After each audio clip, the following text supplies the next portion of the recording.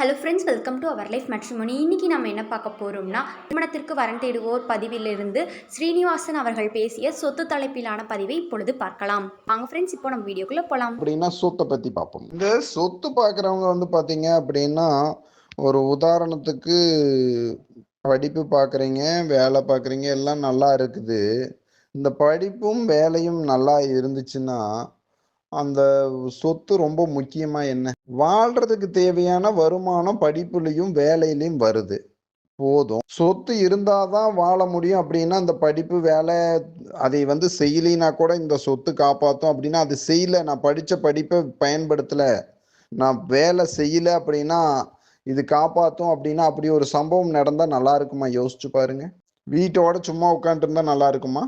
சொத்தை வச்சுட்டு அப்படி நினைப்பீங்க போல இருக்குது. அதனால தானே சொத்து கேட்குறீங்க. அப்படியே பார்த்தாலும் பரவாயில்ல. சரி, ஒரு சிலர் வந்து இந்த சொந்த வீடு இருக்கணும் அப்படிம்பாங்க.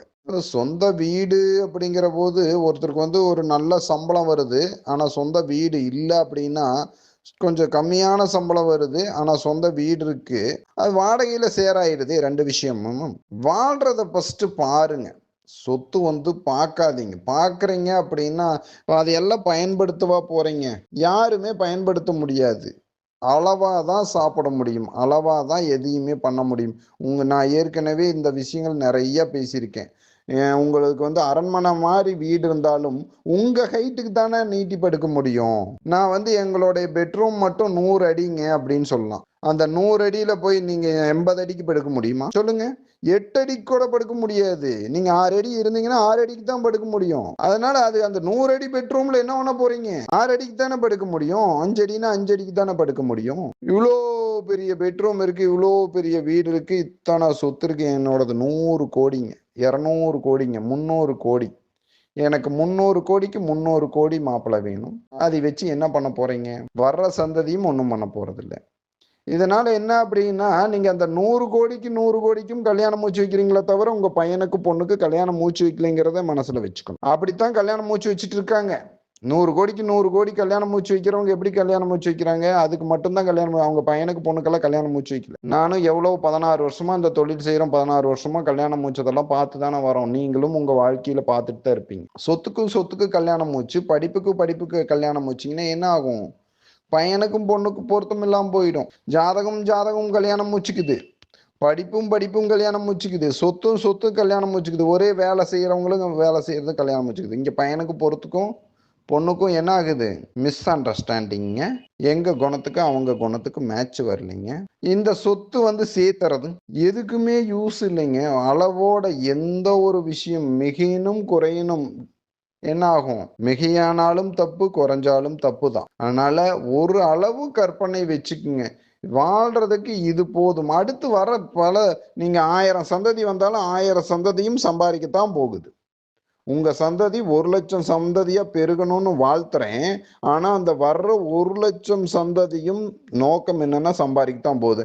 அப்படி இருக்க இப்பவே 1000 கோடி 100 கோடி 200 கோடின்னு இப்படி பார்த்தீங்க அப்படின்னா அவங்க எல்லாம் கம்முன்னு உட்காந்துட்டு சாப்பிட்டு மட்டும் போட்டுமா வர்ற சந்ததி எல்லாம்? அப்படி ஒரு சந்ததி இருக்குமா என்ன? இங்கே பூமியில ஏதாவது இருக்காங்களா? நாங்க சும்மா மட்டுமே இருப்போம் அப்படின்னு. அப்படி இருந்தா நோய் தானே வரும். அது மிஷின் தானே அப்படியே உட்காந்துருக்கும். மிஷின் கூட உட்காந்துருக்காது இல்லைங்களா? இயங்காதது என்ன ஆகும்? பழைய இரும்புக்கு போயிடும் இல்லைங்களா? அப்படி இருக்க அந்த சொத்துக்காக இப்ப நான் இந்த இடத்துல ஏன் சொத்து 100 கோடிக்கு 100 கோடி கட்டக்கூடாதுன்னு சொல்லலைங்க. இதைய மட்டுமே நீங்க போக்கஸ் பண்றீங்கிறது தான். கொஞ்சம் கம்மியா இருந்தா மற்றதெல்லாம் பாருங்க. வாழ்க்கைங்கிறது வேற விஷயம், சொத்துங்கிறது வேற விஷயம். நாம பயணிக்கிற ஒரு நீங்க ட்ரெயின்ல போறீங்க அப்படின்னா ட்ரெயின்ல அந்த இடத்துல உட்காந்துட்டு போற இடம் அவ்வளவுதான். வேற ஒண்ணுமே கிடையாது.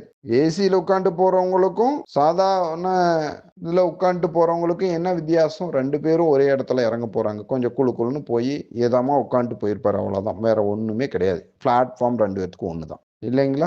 அதனால எந்த ஒரு ரீசனுக்காகவும் பொண்ணு பையனுடைய கல்யாண வாழ்க்கையை தள்ளி போடாதீங்க. வாழ வைங்கிறக்கோசரம் தான் இந்த சொத்து விஷயத்துல நான் சொல்றேன். சொத்து பார்க்காதீங்கன்னு சொல்றது.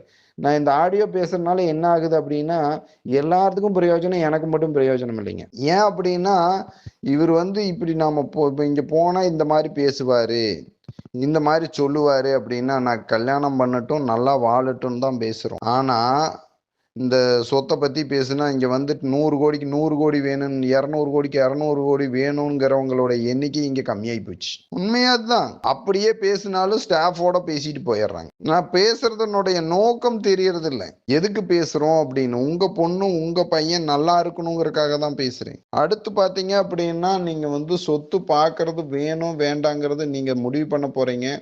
நல்ல பையன் நல்ல குடும்பம் பாருங்க, அதில் தான் நல்ல பொண்ணு இந்த மாதிரி பாருங்க, அதுதான் முக்கியம். அதுதான் நல்ல சொத்து, நல்ல ஆரோக்கியம்தான் சொத்து. நோயற்ற வாழ்வே குறைவற்ற செல்வம் நல்லா சொல்லுவாங்க இல்லைங்களா? அதனால இதெல்லாமே பாருங்க. அன்பே தலைச்சிறந்த சொத்துன்னும் சில கருத்துக்கள் உண்டு. அன்பான பையன், அன்பான பொண்ணு, அறிவான பொண்ணு, இதெல்லாம் அறிவே செல்வம் நல்லா இருக்கு. அப்படி இருக்கிற போது சொத்துக்கு முக்கியத்துவம் கொடுக்காதீங்க. நல்ல பையனா, நல்ல அறிவான பையனா, நல்ல வேலை செய்கிறாரா, ஆரோக்கியமாக இருக்காரான்னு பாருங்க. பொண்ணும் அதே மாதிரி தான். நல்ல பொண்ணா, அன்பான பொண்ணா, குணமான பொண்ணா, அறிவான பொண்ணான்னு பாருங்க. சொத்து அதாவது ரெண்டாவதும் இல்லை, எல்லாத்துக்கும் கடைசியாக கொண்டுட்டு போய்க்கிங்க. இது போன்ற பல வீடியோக்களுக்கான ஸ்க்ரீனில் தெரியும் நம்பருக்கு கால் பண்ணி இன்ஃபார்ம் பண்ணவும் மேற்கொண்டு பார்த்துக்கலாம். மறக்காமல் நாங்கள் போடுற வீடியோவுக்கு லைக் பண்ணுங்கள், சப்ஸ்கிரைப் பண்ணுங்கள், பெல் பட்டனை கிளிக் பண்ணுங்கள். அப்போ தான் நாங்கள் போடுற அடுத்தடுத்த வீடியோ ஷோ ஆகும். இந்த செய்தியை எல்லாத்துக்கும் ஷேர் பண்ணுங்கள். அப்போ தான் நீங்களும் பயனடைஞ்சு மற்றவங்களும் பயனடைவாங்க. நன்றி. இது போன்ற பல வீடியோக்களுக்கான ஸ்க்ரீனில் தெரியும் நம்பருக்கு கால் பண்ணி இன்ஃபார்ம் பண்ணவும் மேற்கொண்டு பார்த்துக்கலாம். மறக்காமல் நாங்கள் போடுற வீடியோவுக்கு லைக் பண்ணுங்கள், சப்ஸ்கிரைப் பண்ணுங்கள், பெல் பட்டனை கிளிக் பண்ணுங்கள். அப்போ தான் நாங்கள் போடுற அடுத்தடுத்த வீடியோ ஷோ ஆகும். இந்த செய்தியை எல்லாத்துக்கும் ஷேர் பண்ணுங்கள். அப்போ தான் நீங்களும் பயனடைஞ்சு மற்றவங்களும் பயனடைவாங்க. நன்றி.